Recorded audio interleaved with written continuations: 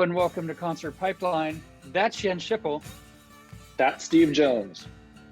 And Jens, today on the program, first of all, it's St. Patrick's Day, right? So cheers to that. Gotta lift a pint. Yes. Yeah. Okay. So we're supposed to do the shot first, right? And then. Well, I was gonna do the Irish car bomb thing. You know, you drop it in and drink it, but I don't think I'm gonna do that. I'm just gonna savor it, and this will just be like a little. This will be like a little bit of this and then a little bit of this, but not all together at once. So we're supposed to space it out. We're supposed to space it out throughout the pod. That's what I'm gonna do. You can do it all at once if you want. No, I'm gonna space it out. I'm gonna space it out too. Yeah. You're gonna space it out. Like drinking the whole thing isn't spacing it out. That's just like getting it done. Oh, okay. Well, the shot's gone. But unless you want to fill, yeah, you better do that whole thing then. If you're gonna stay consistent, it needs to last throughout the pod. But it is St. Patrick's Day, and Jens, we just had a chance to interview one of our favorite bands, and they're as St. Patrick's Day as it gets, right? Yeah, that's about as bloody St. Patrick's Day as it gets, right? So we went on for what, 2 hours or so. We're talking about Flogging Molly first, by the way. We're talking about Flogging Molly. We started off our epic episode 300 talking about Flogging Molly and brought some of the interview in. We did. Gave it a little sneak peek, but we're going to play the whole thing in this episode. Nathan Maxwell. Nathan Maxwell. Okay. So we had Nathan Maxwell from Flogging Molly on the program. Andy's from Buddy Gang, and we had a really great chat with him. You haven't done a lot of interviews these days, but this is one that you wouldn't have missed, right? Nope, definitely wouldn't have missed that. Because we're talking about Flogging Molly here, and because you and I had interviewed him together before. I mean, you've interviewed him a couple of times, I think, right? But yes. You and I actually did an interview together back at Slim's in San Francisco. Slim's, yeah, yes. Slim's, yeah. Every time we mention Slim's, my first thought isn't what band did we see there. My first thought is whose car got broken into. Was it your car? Then my car.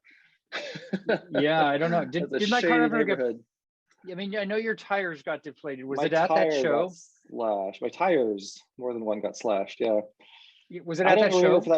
I don't know. It might have been. It might have been. I think it might have been that show that your tires got slashed. But it was a different show. It was at the Fox Theater that my window got smashed at my car. It also happened at the Fillmore. I don't think that happened at Slim's. But good. Yeah, gotta love it. Yeah. Good old big cities. But Jens, what's one of your most fond memories of Flogging Molly? Oh my God. You know what? I've got all of these just really killer memories of Flogging Molly concerts. But when you ask me that question, I'll tell you right now what the first thing was that popped into my mind. Okay. It was being stuck in the middle of the freaking mosh pit. Right? And here I am, like, I've got some thoughts going through my head. One is, oh shit, I'm stuck in the middle of the mosh pit. Not prepared for this.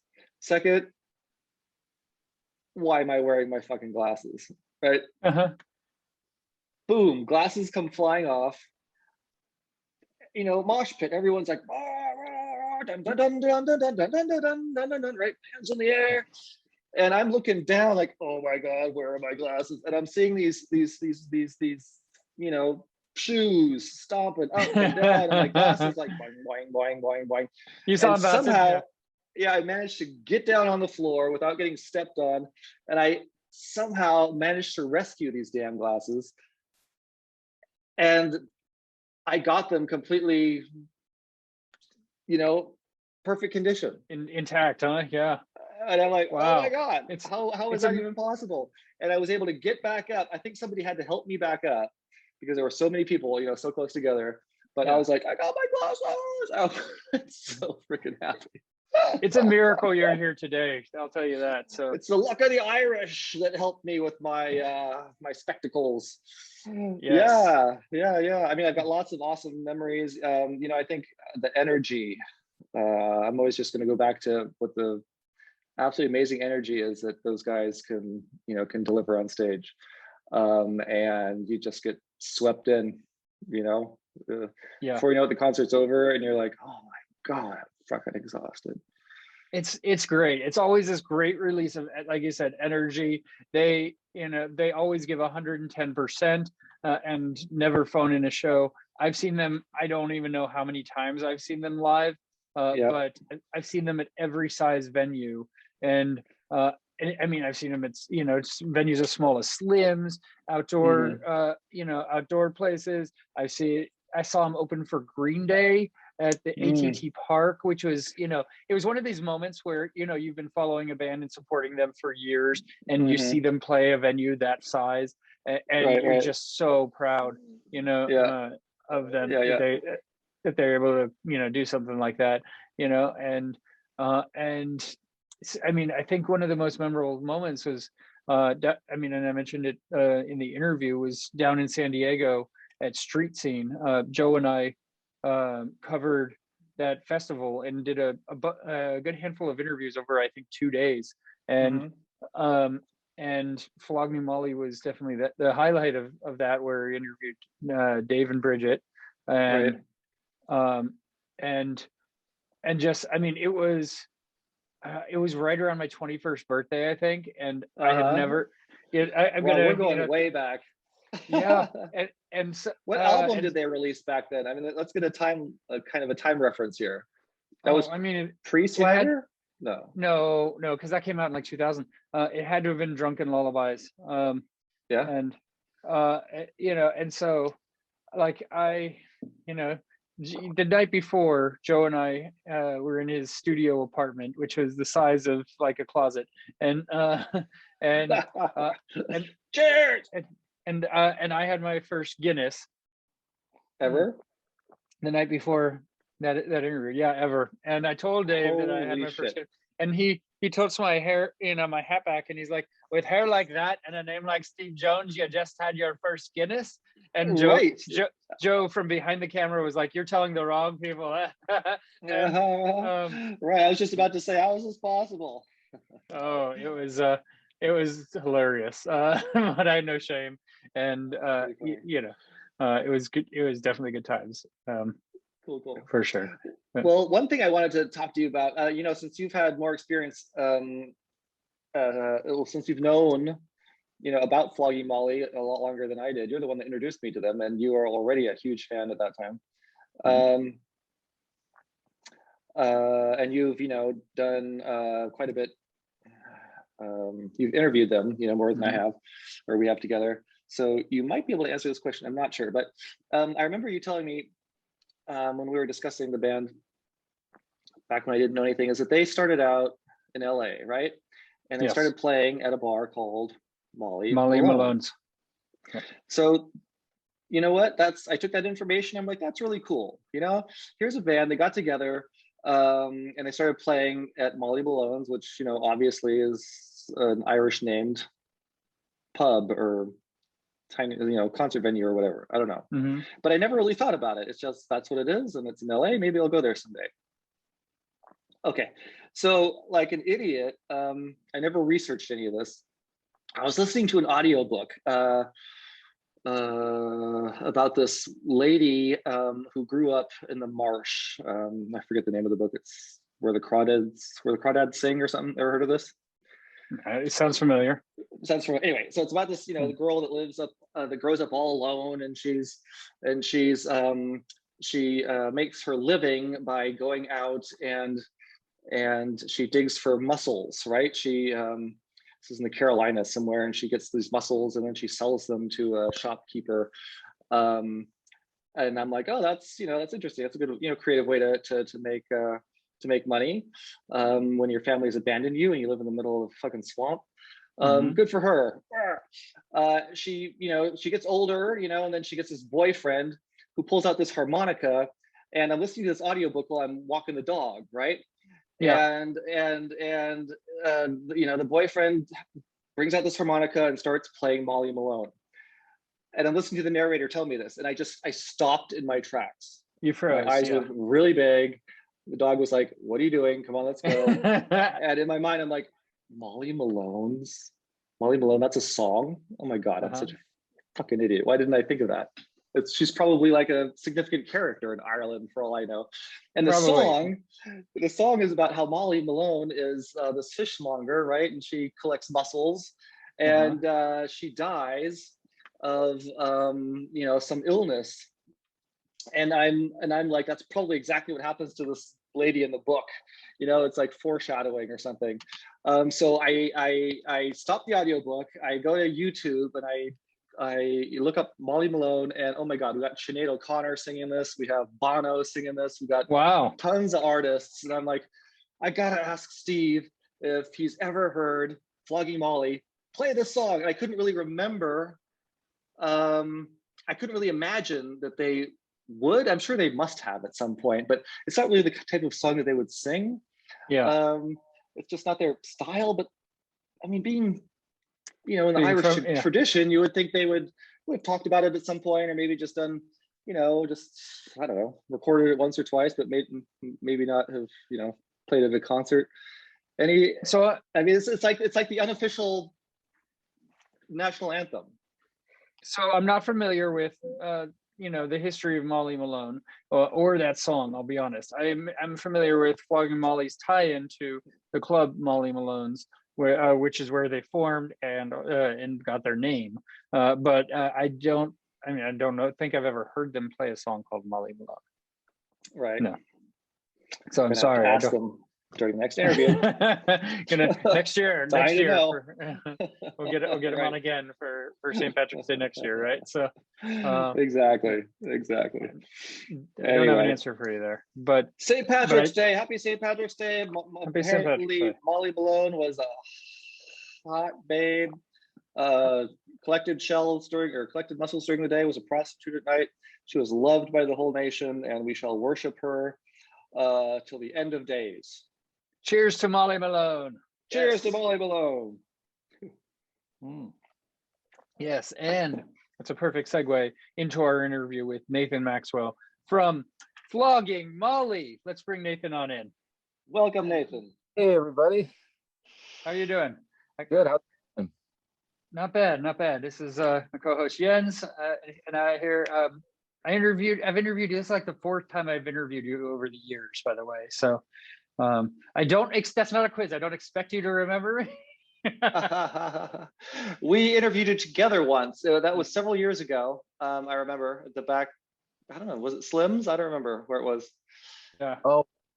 I don't remember the specifics, but I bet you could refresh my memory. I did see that in the email that you had. We had done some interviews in the past, and that was cool. So it's nice to see you guys again.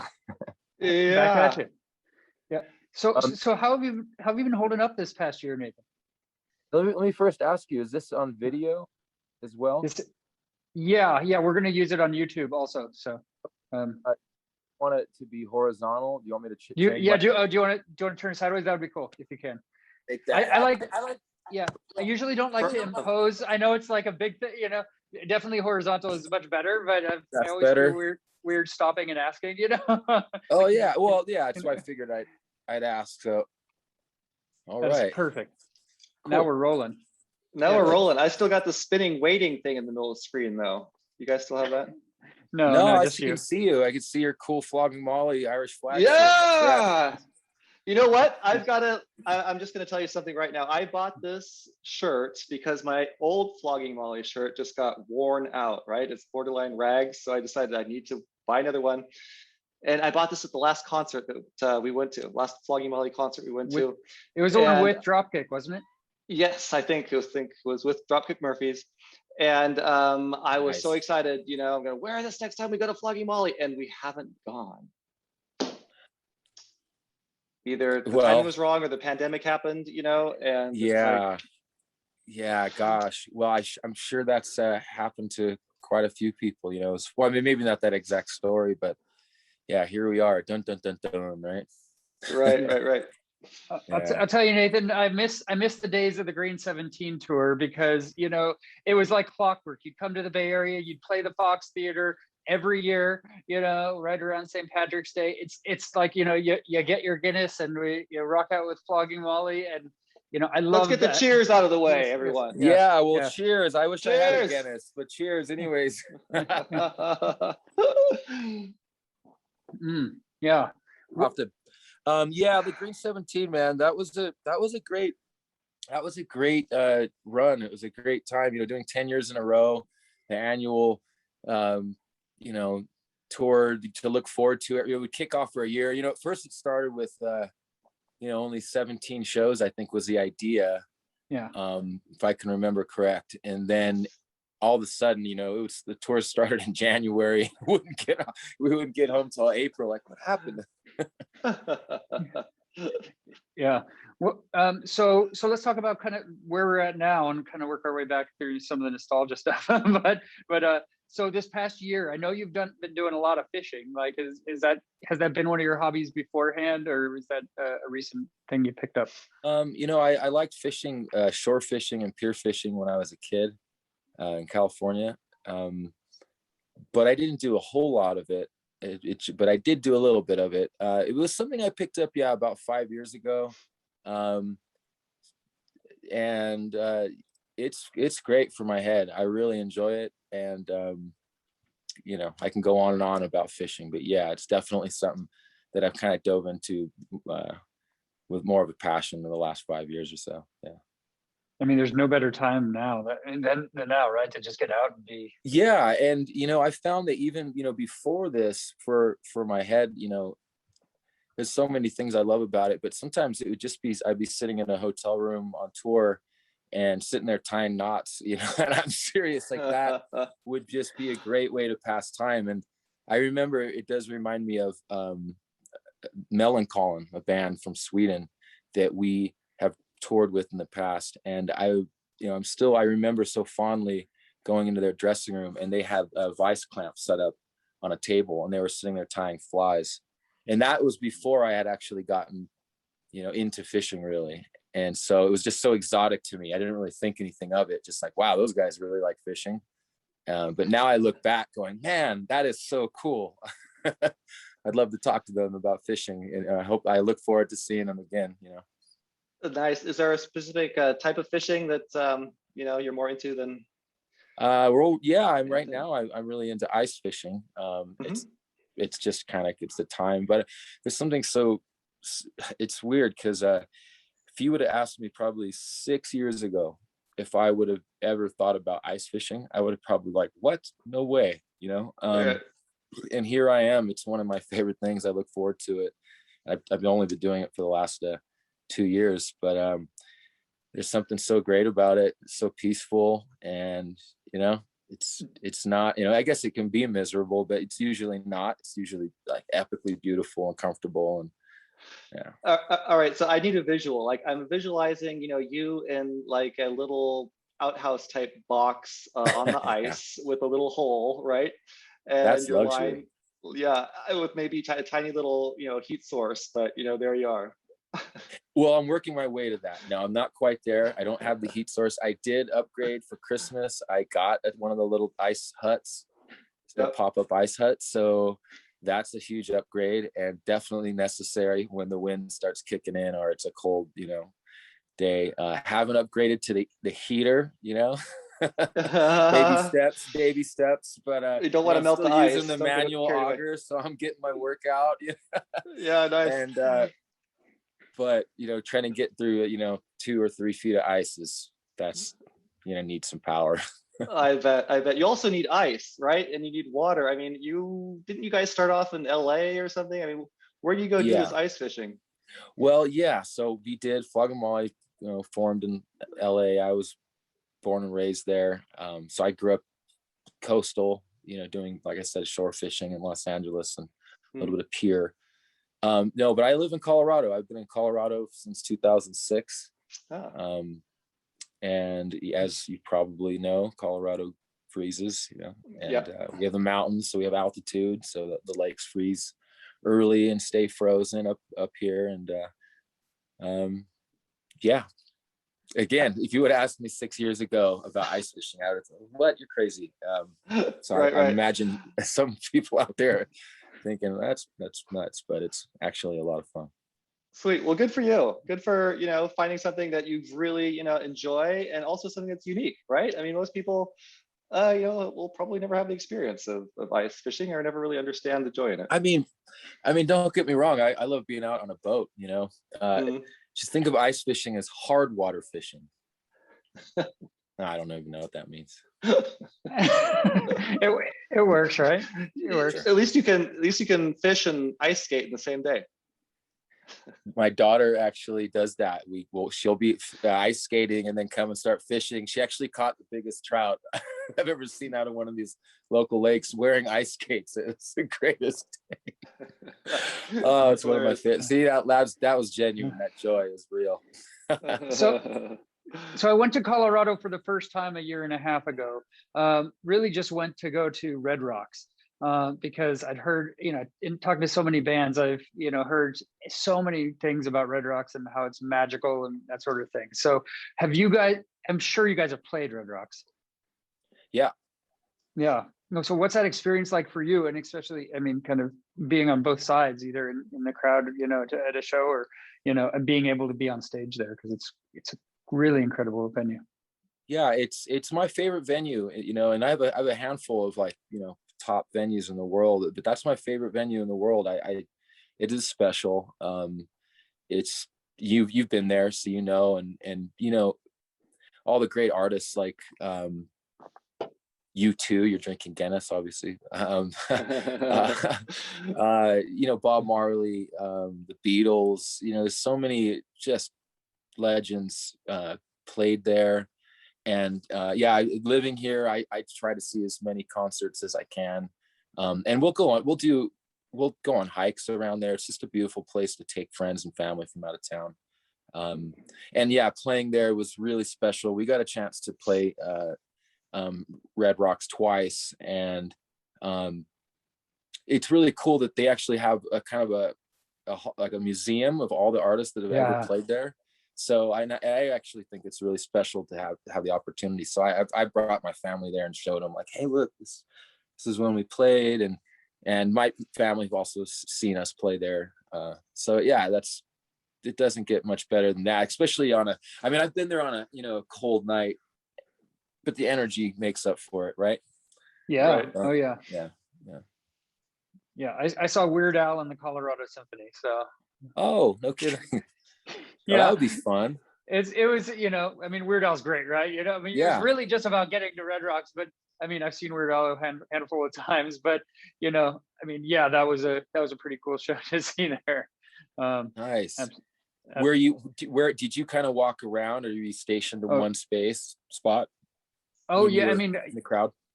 Yeah, well, we mostly stayed in one spot, but I walked around when I was getting beer and stuff, and of course I went into, like you said, into the museum, as you said, and I got one of the little coins or what have you, Yeah. So it was, it's cool when a venue can do that, because for me and especially being a Bay Area guy, it's the Fillmore. All the time, right? And you can see that same level of history just walking and getting lost in the posters on the walls and everything. It's incredible, and feel the energy, right? Oh, absolutely. Yeah, and I love it how if you walk up the stairs, you can see the Denver skylight in the background, and it's pretty epic. Yeah. So as far as shows you this year, I know you've had to get kind of creative. You did a show with the Bunny Gang, right? No, virtual, I actually like a virtual. Well, okay, so yes, so the only show I did live this year was earlier in the year. I did a solo acoustic show, and my wife Shelby jumped on stage and sang a couple songs, and the Bunny Gang's guitar player Brad jumped on stage as well and joined us for some lead guitar. So that was the only actual live show with an audience. That was before the pandemic, and that was February. And then, well, I don't go through the whole timeline, but yeah. So I've done a couple virtual things. I did the Bunny Gang did one. It was kind of stripped down without drums, just the four of us for Sean Wheeler's Wheeler Fest out of Mexico City. Yeah, that was the one Bunny Gang event we did. I'm kind of remembering as I'm talking, so forgive me. Right. It's good. You got 2020 is all coming back now. Yeah. Well, it's been an interesting year. I mean, it's and I'm kind of bringing this whole, from March of last year to now, kind of that year, it's been an interesting year. It's like a lot has gone on in a way, but almost nothing has gone on at the same time. So I was going to ask you about that. Like, what has it been for you guys? Has it been kind of a year where you can just kind of kick back and you're not quite sure, how the whole pandemic is going to plan out. So maybe you're, brainstorming the next album or the next tour or whatever, and just kind of, trying to relax? Or is it more like you're just hating it and you're itching and you really want to be on the road? You want to be doing these shows? What's it like for you guys? Well, it's like there's been phases of it over the year, of the feelings of it. There's been, I guess, some period, I think, in the earlier part of it where it was like, well, I just kind of figured we'd get back to work.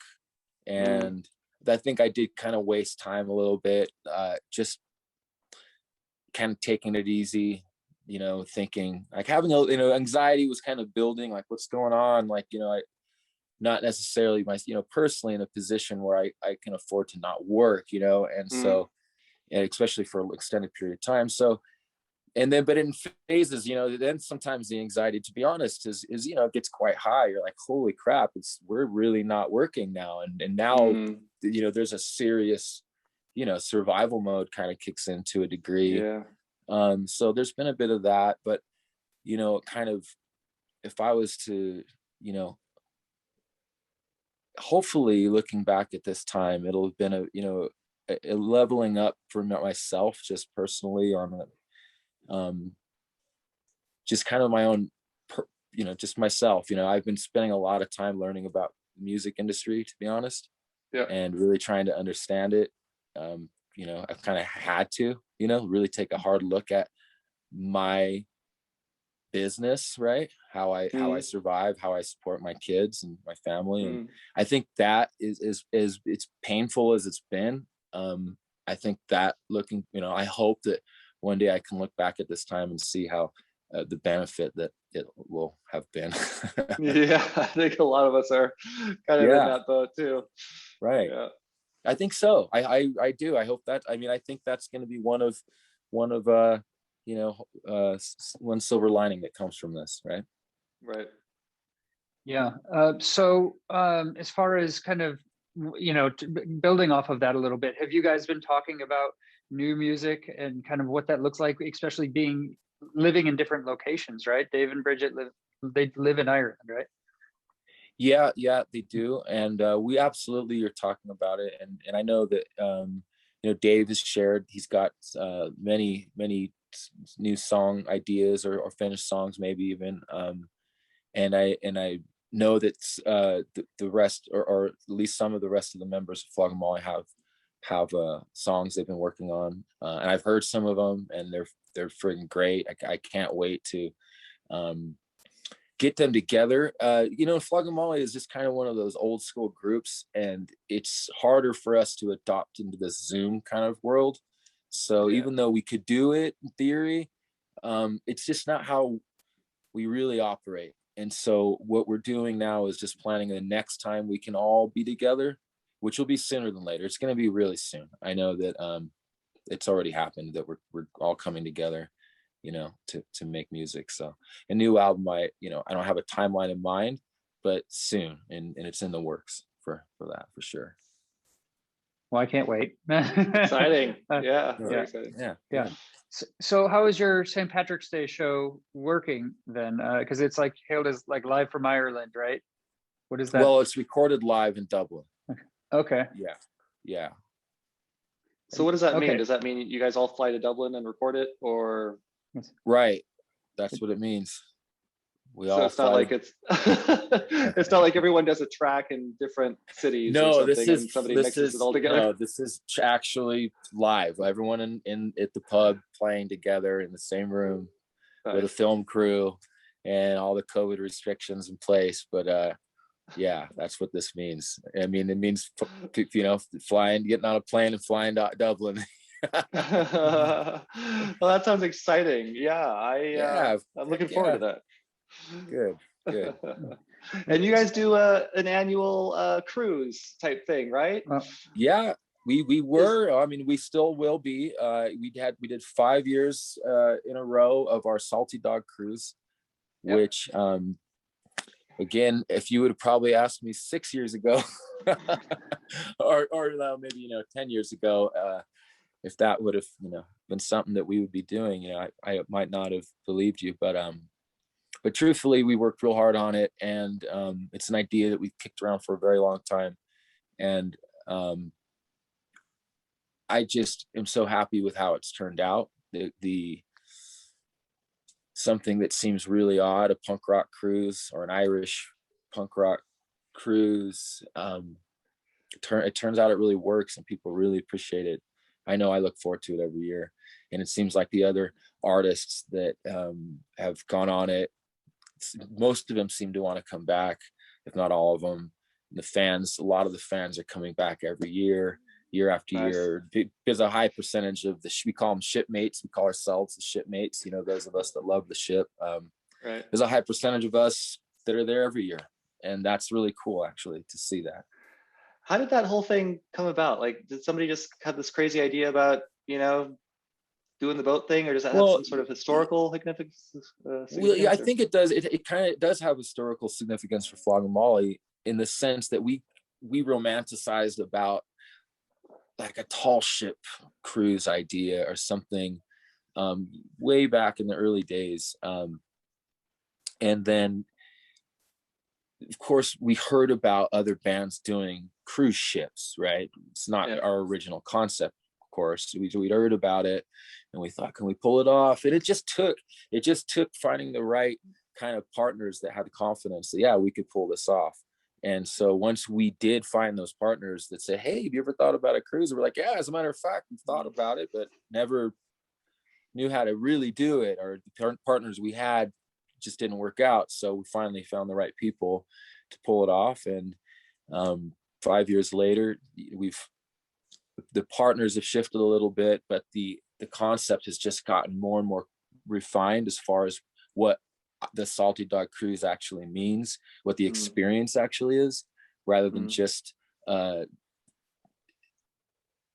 lineup of other entertainers that anyone could hire, right? Which is great, but we're trying to, and I believe we are successfully creating an event that's special, that really has its own character and spirit, and it's our fans that we have in mind, and they're really a big part of inspiring us to design something that is fucking awesome, right? Yeah. Totally. So, does Molly Malone still exist? And if so, when was the last time you were there? Oh, I hope so. It's been a few years since I've been there, and gosh, I hope it exists. I don't know what it's like in Los Angeles right now. I haven't been there since March, actually, of last year, when all this kind of went down. So I imagine I'd love to think, I'm sure it's fine. And last time I was there was several years ago. It's right there on 5th and 6th. Should be okay. Yeah. As you look back, at Swagger, tell me what are your memories of that album? Like what kind of creating it, and kind of the importance of it to Flogging Molly. Like I mean, I listened to it again today. I mean, and I can listen to it 1,000 times. It's one of my favorite albums of all time, and it's just incredible. So, I mean, what is that album for you? Thank you, first of all. That's really kind. Well, looking back at that time was pretty special and very different from life today, in the sense that every one of us had a day job. It was 1998 when we recorded that record. We were all working whatever random jobs we were working. We would rehearse 2 days a week West LA rehearsal studios every Tuesday and Thursday. We would gig every Monday night at Molly Malone's, and we'd work, whatever our jobs were. And it was just a different energy, because you had to put, it was extra because everyone had to survive. And then you had to put in everything you had for this band that you were paying to be in a sense, because you weren't getting paid. You had to pay to rehearse. You had to pay for a rehearsal space. You had to pay gas money to get somewhere. You know what I mean? It wasn't like you weren't getting paid for it.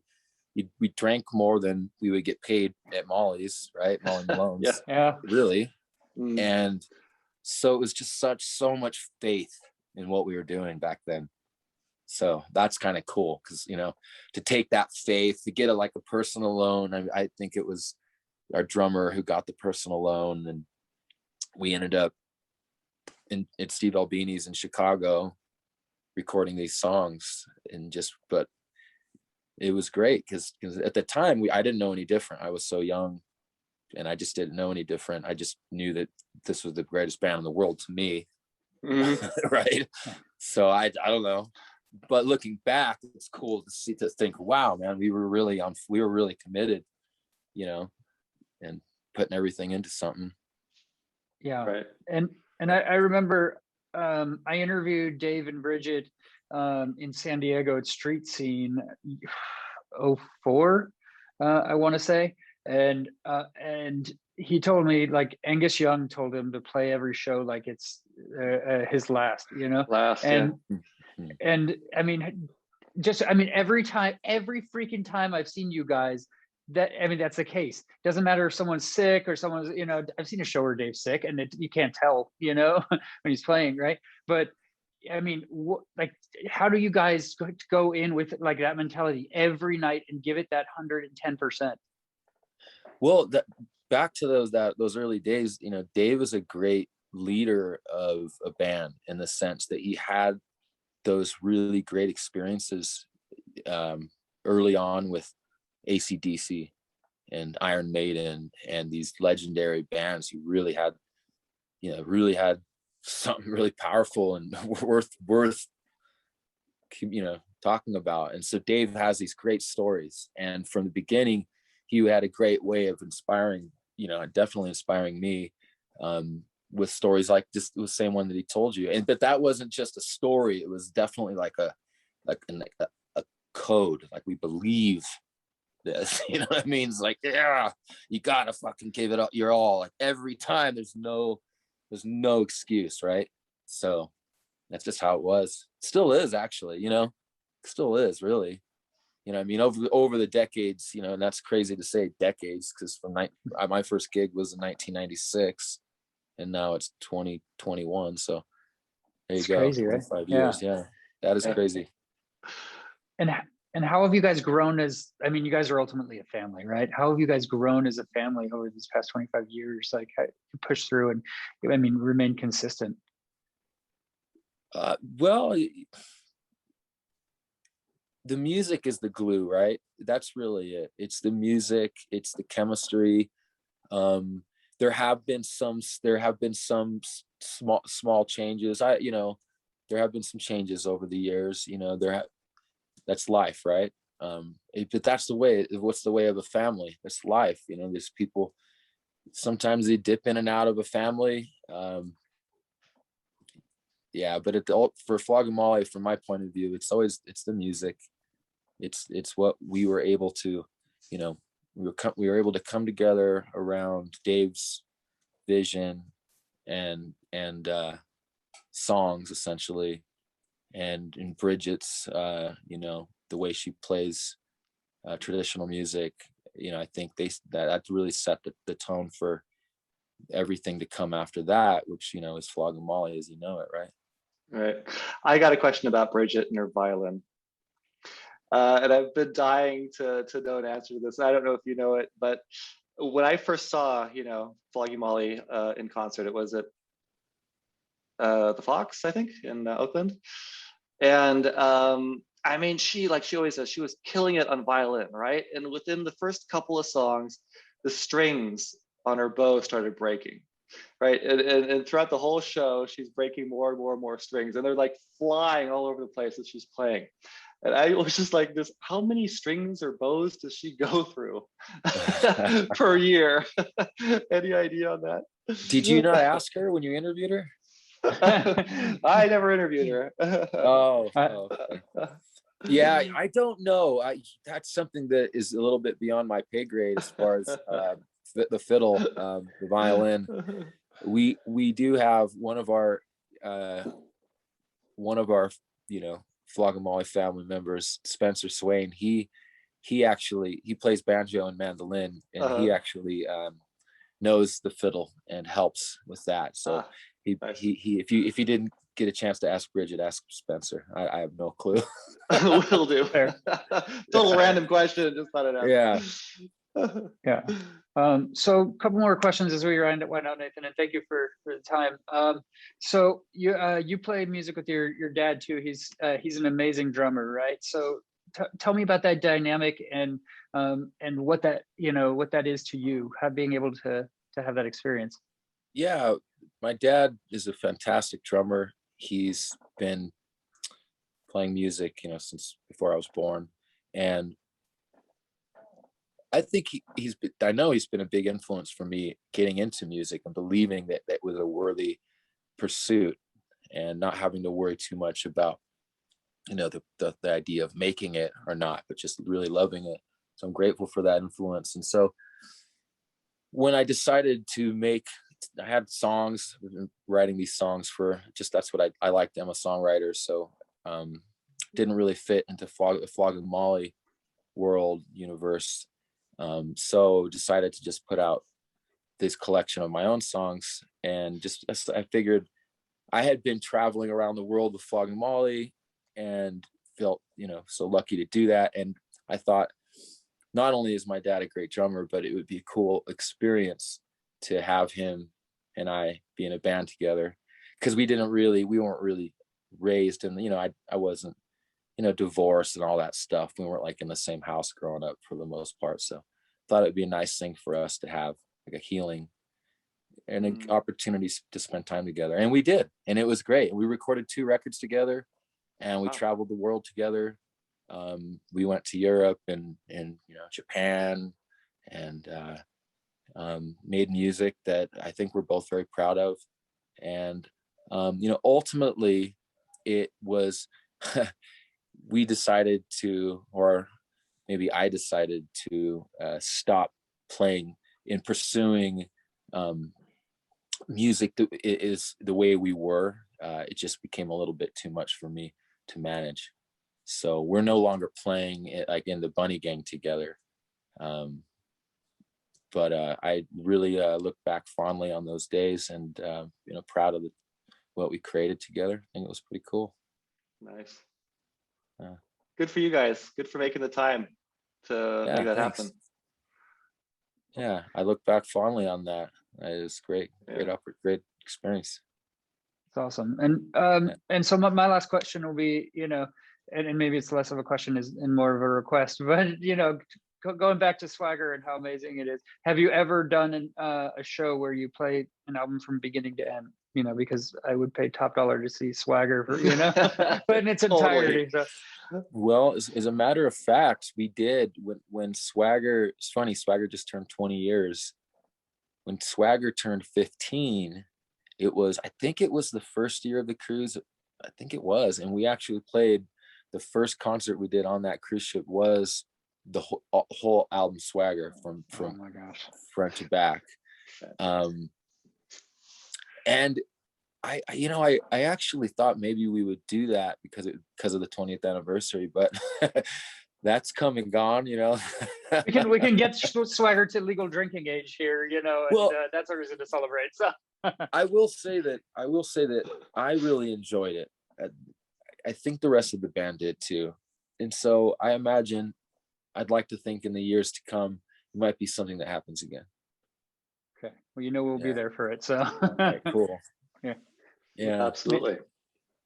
Yeah, Nathan, thank you again for taking the time. I really appreciate it, and wish you luck with all of those St. Patrick's Day festivities that you have coming up, because that's you know, you got to get creative right now, but you guys are doing it.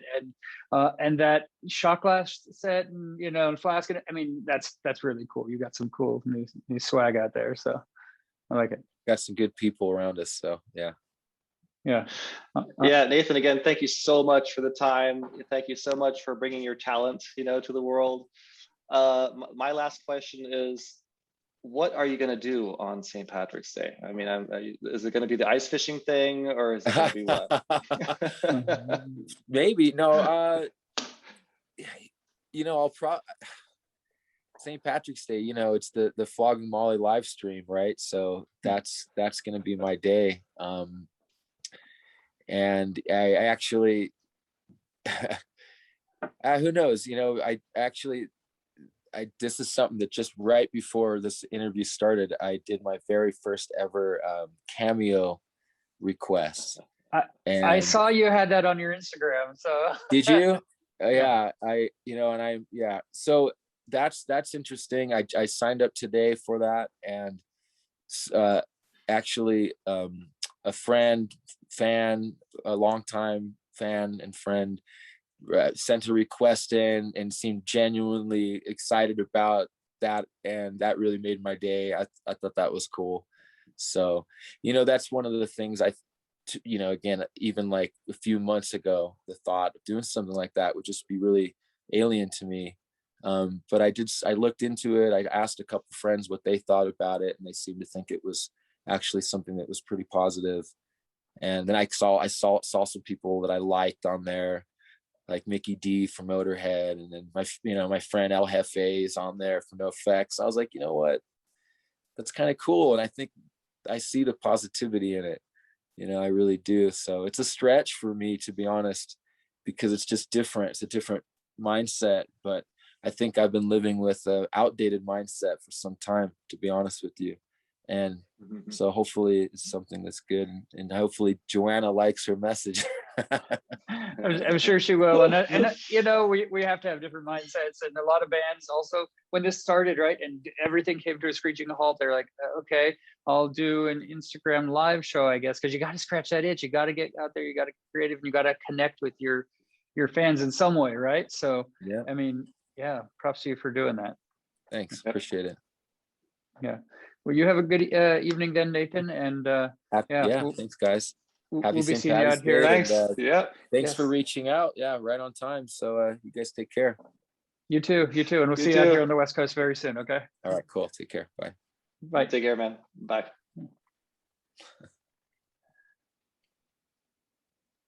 That was the interview with Nathan Maxwell from Flogging Molly. And Jens, that takes us to the final segment on the program. What is it? Well, Steve, it's time to talk about some music news. That is right. And so typically we go back and forth with stories and what's going on in the music world. But right now, this is our St. Patrick's Day episode. This is our Flogging Molly episode. We're making this whole episode about Flogging Molly and paying due respect to the band. We're going to actually take a unique approach to the music news today and go through an article on Kerrang in which Dave King, the leader of Flogging Molly, was interviewed about, and he actually ranked his albums from least favorite to his favorite. So we're gonna work our way down from 6 to number 1 in Dave King's rankings, and talk about it a little bit on the way. Sound good? Sounds good, Steve. All right. So number 6 from Dave King is his most recent album, actually, Life is Good. Apparently the album, not as good, from 2017 in Dave King's estimation. He says there's an irony in the title of our last album that some fans might have missed out on. Life was not good, but at the same time, it reflected an outlook I learned from my mother. She had a hard life, but she always enjoyed it. The title mirrors that same idea of brushing over the negatives and trying to feel better than the situation you find yourself in. He says, I do love those songs. I listened back to them in my kitchen just last night, but every band has that album where it was punishing to make. Our torture was to go back to the place where we recorded Float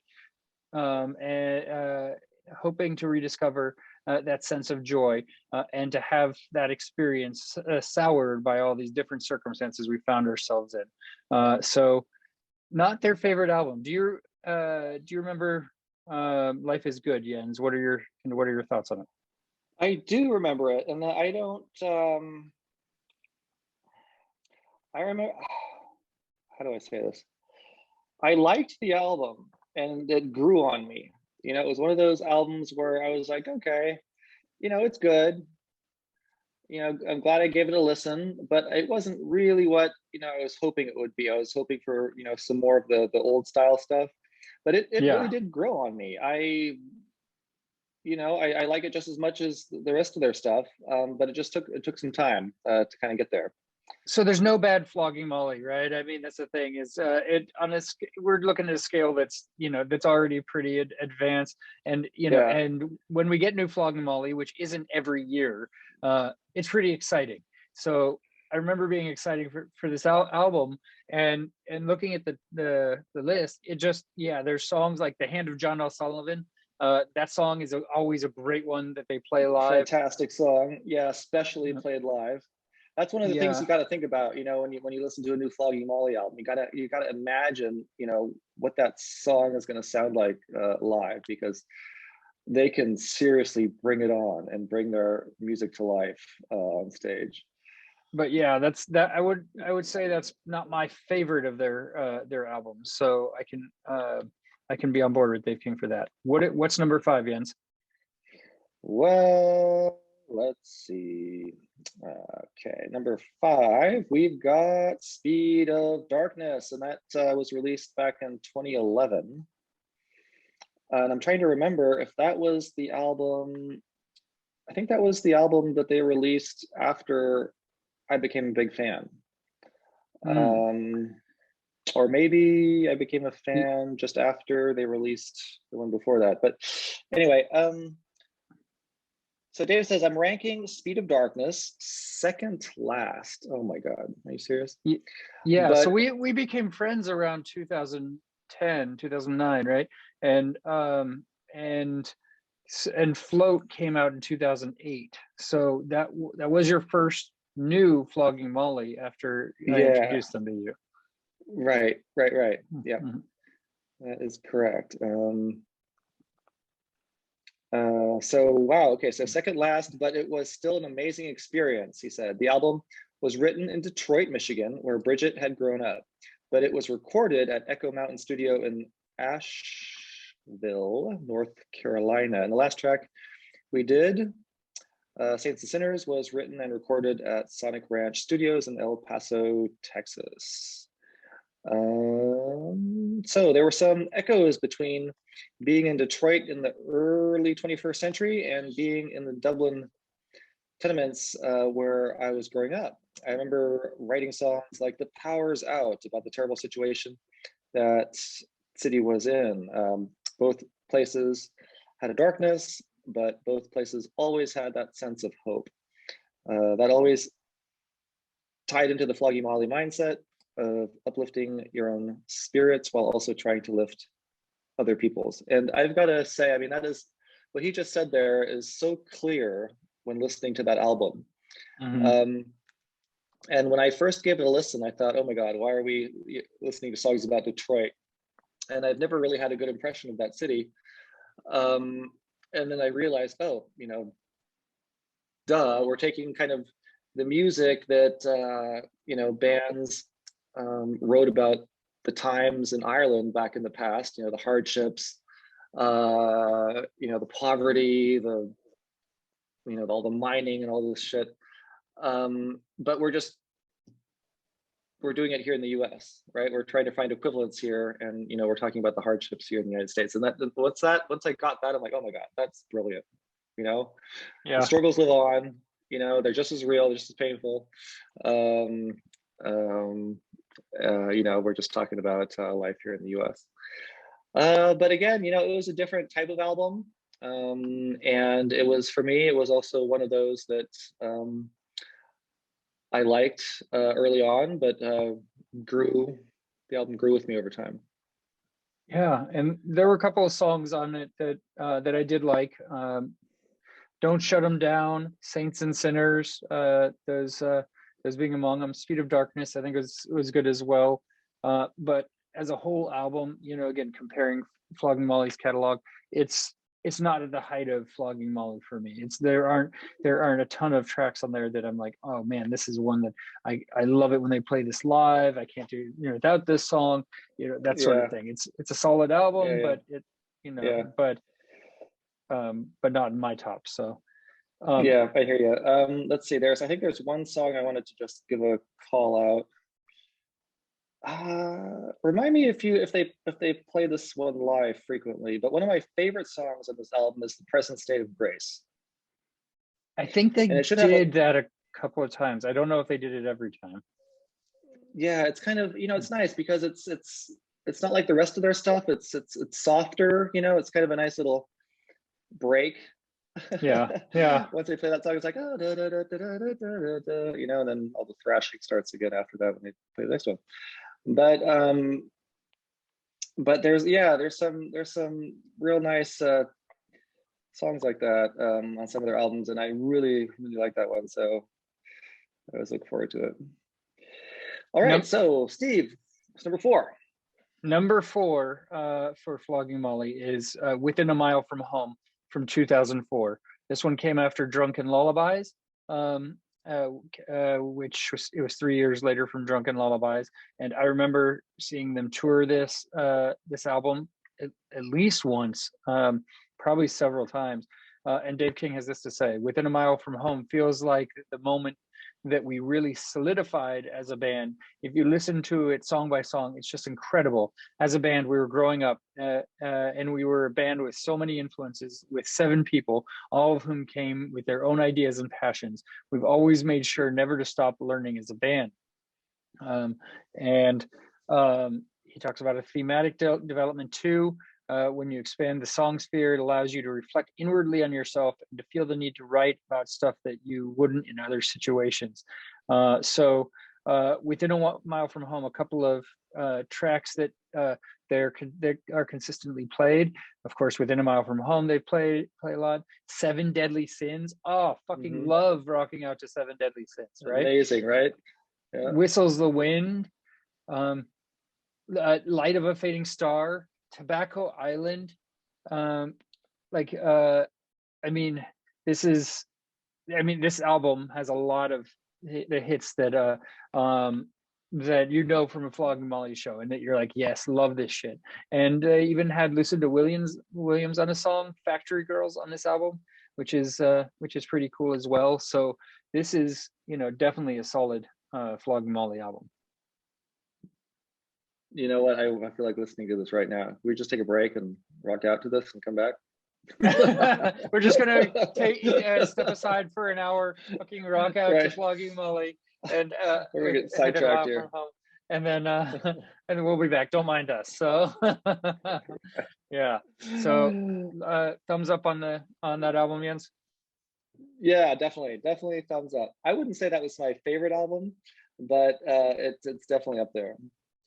But it sounds like, based on what Dave writes, is that it wait, where does he rank it? Where does it say he ranks it? He ranked it number 4, so we were at number 4 with that one. The numbers are working their way down. These are in order of ranking. Oh my god. Yes. Okay, oh my god. Okay. Yeah. Okay. Number 3, Drunken Lullabies. Yes. Someone's got already having some Drunken Lullabies right now. So fantastic song that is, right? And album, of course. So Dave says, in my memory, Swagger and Drunken Lullabies feel like different sides of one album. We'll be talking about Swagger shortly. Both recorded with Steve Albini at Electric Audio Studio in Chicago. Drunken Lullabies was the first album we made after having actual experience as a touring band, though it was already kind of written as we were going along, one of those rambling things where things just led into each other. That's nice when that happens, huh? We never had the pressure of a record label on our shoulder telling us what we needed to do and when we needed to do it. We've never given a fuck about what anyone else thinks. Because of that, here we began to grow. Nice, yeah. With benefit of hindsight, Drunken Lullabies is also the point at which the Celtic folk punk formula clicked. And that's such a signature formula, right? Yeah. If you look at the Irish traditional bands that influenced us, like the Pogues, the Dublineers, and on back to the Clancy Brothers, they all learned from each other. The Pogues wouldn't be who they were without the Dubliners, and so on and so forth. Yeah. So this album has, of course, Drunken Lullabies on it. It has the song Swagger on it. It also, Rebels of the Sacred Heart is on it, and that's a freaking great one. If I ever leave this world alive, like, I mean, amazing. Oh my God, when they play that live, it's freaking awesome, right? So there are a number of great songs on this album that that they bring to their live show, and all really, really awesome. Yeah, the Kilburn High Road, the rare times. I mean, holy shit. Can we take a break and listen to this album? We're just gonna listen to the Flogging Molly total discography. Don't mind us, right? So I mean, Steve, it's I hate to say this, but as we're reviewing Dave's list of rankings here, it really, really reminds me how long it's been since we've been to a Flogging Molly concert. And I'm just, oh my God, dying to hear this stuff live. And when I listen to their albums, it's usually, in the car when I'm just, running errands and stuff. And what you hear, coming through the speakers is just does not compare at all to what you hear live. Two different experiences, absolutely. But totally different experiences. And I'm talking about the power. You don't really hear the power of the music through whatever shitty speakers you have to be listening to. But when once you're actually at the show, you're right in there. You feel the energy, and it takes you. So I will take that, and I'm going to take a tangent from our list and mention Whiskey on a Sunday, which came out in 2006, and I got an advance of that album. I remember and listened to it. I don't remember where exactly I was going, but I'm sure I was in the car and listened to it. And there's a 12-minute version of Black Friday Rule, and whoa, and I got goosebumps. Absolutely. And I remember emailing the publicist and saying, and telling him and saying, hey, tell Dave that this is amazing, so you can get that live experience kind of through. That was a live album. Sure. Which isn't, normal. It isn't the same as their studio albums, but, they're very much a live band. Absolutely. I was wondering, one thing we haven't talked about on this podcast yet is that Flogging Molly did do a live show today. They did a live show today. Dublin, all streaming. And I was thinking to myself, you know what? I wonder if they're going to make a live album out of that. Like they could be in a recording studio, doing a live album, streaming it, and actually making it, a live album, which I would love. That would be awesome, right? It would be awesome to get that live. Absolutely. Yeah. So number 2, Jens, is actually my number 1. And I talked to Nathan about this in the interview, right? And that is Swagger. So that is my first entrance into Flogging Molly. The album came out in 2000, but I first saw them, I think, around 2003. So I'm a couple years behind, but not too far. And yes, I mean, when I listened to that album, probably before I saw them for the first time, I mean, it was just amazing. I mean, I remember loving it and pulling out, tracks and talking to Joe about, his favorite tracks on the album. I remember him, I remember him saying, where is the, I track list. I'm not finding it on Apple Music. That's cool. Yeah, I was just gonna say, what the hell? I'm tapping on the Swagger album on Apple Music, and it's not there. It was there earlier Like, today. you seeing that? Yeah, that's special. There's the album, and there are no songs on it. What the hell, man? They didn't renew the licensing or whatever. I don't know. Like I see all the songs individually if I look at top results, but I don't see the actual album. So that's interesting. But anyway, This makes me sad. I know, right? But I mean, Swagger has everything. And it's one of those albums that's a near perfect album. It's one of my favorite albums. I mean, and it has Salty Dog, The Worst Day Since Yesterday, Black Friday Rule, The Likes of You Again, Iconic Every Dog songs. Has Its Day, Yeah. Far Away Boys, oh my God, Life in a Tenement Square, Grace of God, I Go. The whole album is incredible, and every song is a hit that they can play live. And I love it. Yeah, and I think that's one of the reasons Flogging Molly is such a special band, is because on every single album, even the newer ones, you have a lot of songs on there that are worthy to play at a show. And most artists can't say that. You've got one hit, two hits, maybe, the rest of it you can listen to, but I mean, it must be amazing as an artist to know that you have an album that you could go and you could just, even if you had recorded it 20 years ago, like Peter Gabriel's So. I think he went out, or what was it? Was it So? Who was it? I don't know. Somebody went out and they played their entire album. Oh, it was U2 and it was Peter Gabriel. I think they both did it with those albums, and they played the whole thing for one concert. That's how good it is. Yeah. It's great when you get an album like that, right? And I've recommended that to Flogging Molly for Swagger. So hopefully we'll get that to happen based on my recommendation, right? We know I'll get credit. It will be because of me if it does happen. So they'll let everyone know. Thank you, Steve Jones. Not from the Sex Pistols. Not from the Sex Pistols, right? The other one. Recommendation. And so that takes us to Dave King's #1 album. Do you want to tell us what that is? Sure. All right. So his #1 album, and we all know it's his #1 album because there's a big one next to it. Right. Is Float. So that was back in 2008. Okay, hold on here. So this is by no means in chronological order, right? I'm just doing a reality check here. Yeah. So this came out in 2008, so that was definitely after Swagger. Okay, so he says, what some people might not know is that when Flogging Molly got together to make a record, we literally lived together in the house or studio.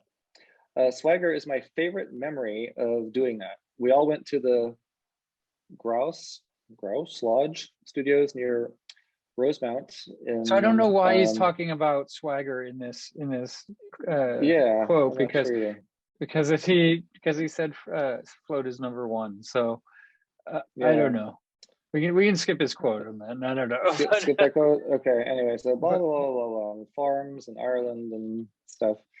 And lots of stuff. So he says something else people might not realize is that most of the work is done before we ever got into the studio, right? We write, we rehearse, we feel confident that we should be able to go in and do 2 takes, and that's that.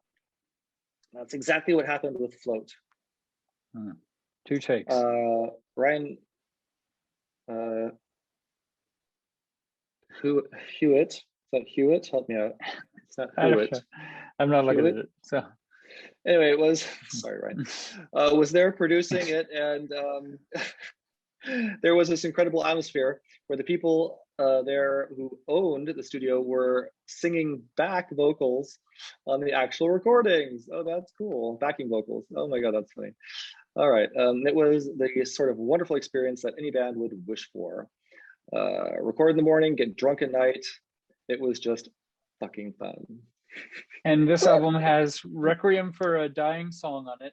Of course, Oh Float. my God, one of the best Flogging Molly songs. Let me see.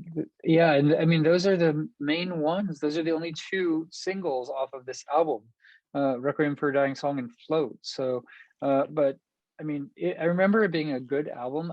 It's not one that I go back and listen to a lot.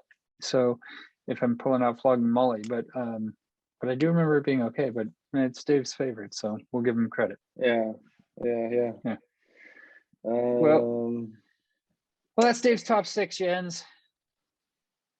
All right. Yes. So do you think there will be a 7th, honestly? I mean, another album? I'm sure hoping there is, because we need more Flogging Molly in our lives, and Nathan said it. They've been talking about it, so This is true.